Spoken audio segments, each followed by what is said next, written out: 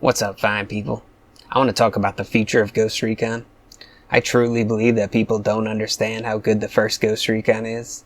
The music, voice acting, sound effects, the animations, HUD, camouflage, weather, atmosphere, the ROE, gunplay, level design, deaths, and possession. These are only some of the things that not only stood out back then, but withstood the test of time. If the modern audience wasn't so obsessed with graphics, the game would likely be better appreciated. The lack of a gun model ironically blinds people to the game's greatness. I happen to think it's better than having a redundant gun model. In competitive shooters such as Quake 3, players would hide the gun for better vision. It's arguably more realistic because humans can quickly move their heads and arms to see around the weapons. Unless the bullets are coming out of the barrel and/or the perspective renders the body as it exists in the world, I don't need to see the gun on my screen. Anyhow, I'm rambling. I'm going to talk about the thing that I mentioned lastly in that list, possession. It gives the player many useful options for a better and more tactical experience. Its absence has been apparent and crippling to every sequel of Ghost Recon and more recent sequels of Rainbow Six. It's even underused in games such as Arma 3, and it's detrimentally excluded from other games, especially tactical shooters. Too many developers are overly concerned with stories that feature persistent and prominent protagonists. It's as if they have forgotten that they're making a game. Let's remind them that gameplay trumps everything. Let's remind Ubisoft that Ghost Recon is supposed to be gameplay focused and not character driven. Also, I'm not going to consider the drone as possession. I'm talking about possessing soldiers. Possession was a crucial part of Tom Clancy shooters. Rainbow Six featured it, and it was a remarkable mechanism. It added replay value because you could execute a plan as different members. If a mission had 3 fire teams, there was a great reason to win the mission at least 3 times, experiencing the action from different perspectives and roles. Unfortunately, the player always had the lead, so you could swap to other members of the fire team to use their gear or to stop being injured, but you could not follow the bot's lead as you can in Arma 3. You were either the point man or you had to command them to go first, but your fire team would not follow the plan, only the orders issued during the mission. When Ghost Recon was published, it too greatly benefited from the feature of possession. You could sneak an assault element into position while your robotic sniper slowly worked his way into an Overwatch position. Then, before launching your assault, you could swap to the sniper and pick off stragglers before leading the assault yourself. The precedent has been set and it has since inexplicably been abandoned. We don't need a Hollywood story focused on an immortal squad leader.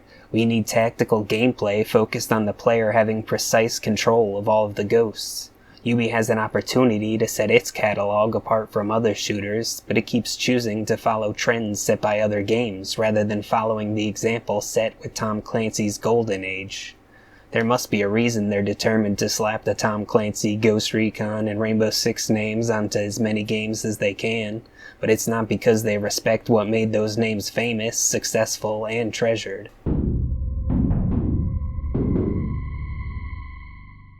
Alright, my realism section probably generates some initial skepticism as there are obvious arguments against possession being realistic, namely that it is not real. Or is it? Sorry. But it might be. Manchurian candidates, MK Ultra, microchips, etc. However, there definitely is some realism added by having possession.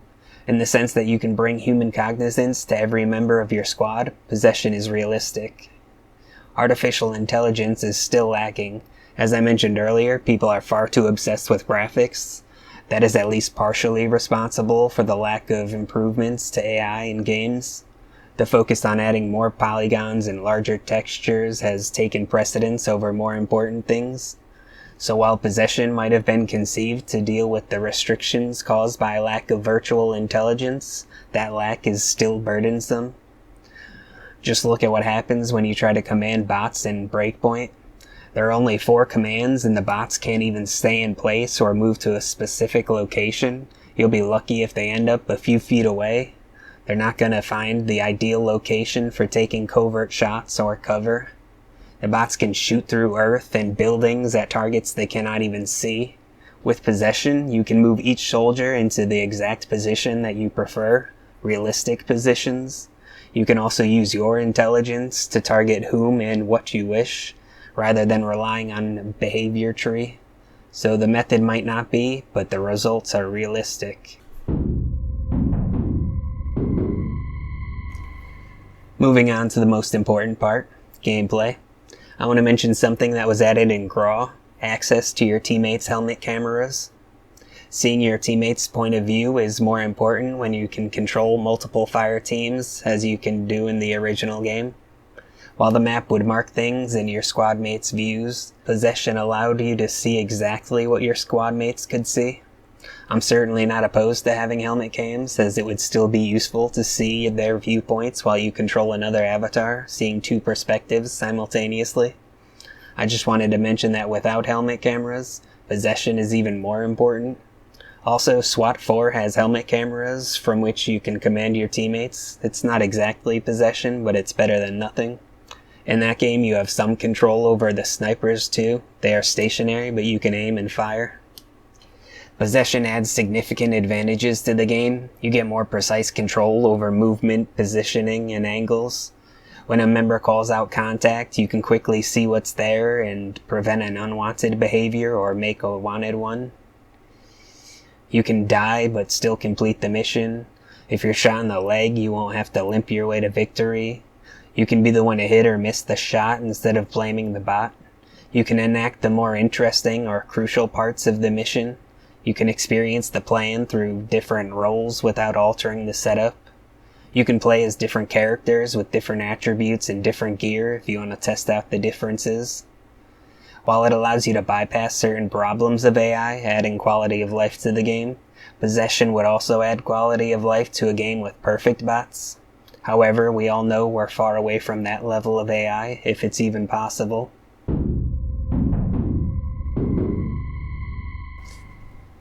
I'm not sure how much there is to talk about regarding its implementation. It could work nearly identically to, or exactly as it did in Rainbow Six and Ghost Recon. You have hotkeys to choose the fire team, and you have hotkeys to select the prior or next soldier. On PC, they should add hotkeys to choose each member of the team. A hotkey for switching to the previously selected soldier could also be useful. On gamepads, you would be able to switch fire teams and members of the team.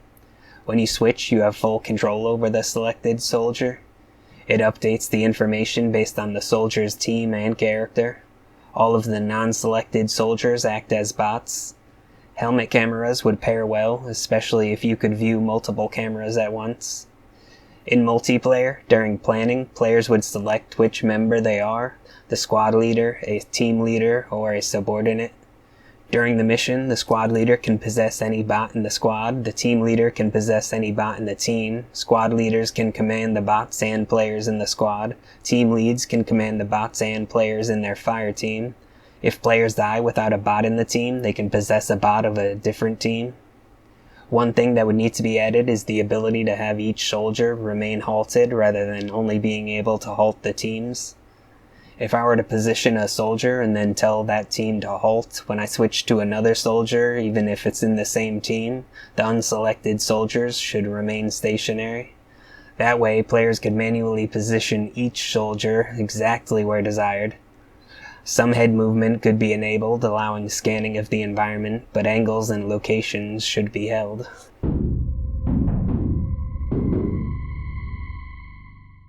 Possession belongs in Ghost Recon. It belongs in many tactical shooters. It belongs in some other games. It is bewildering that such a useful and entertaining feature does not exist in many games.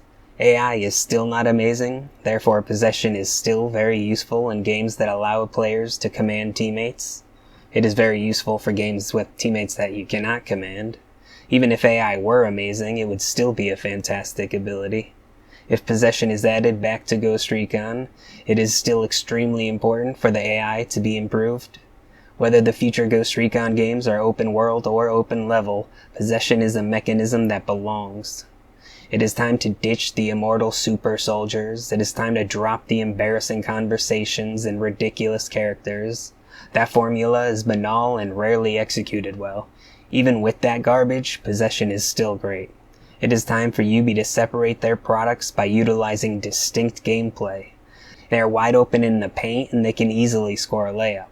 They should return to making disparate games, embrace the dexterous depth that was synonymous with the Tom Clancy name, and establish dominance in the genre by delivering diverse mechanisms destined to diverge from the generic direction that is defining the destruction of the AAA industry.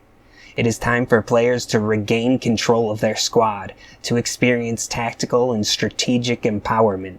It is time for Tom Clancy to again evoke unrivaled senses of salience and confidence. It is time to bring Possession back. It is time for Ghost Recon to be Ghost Recon again.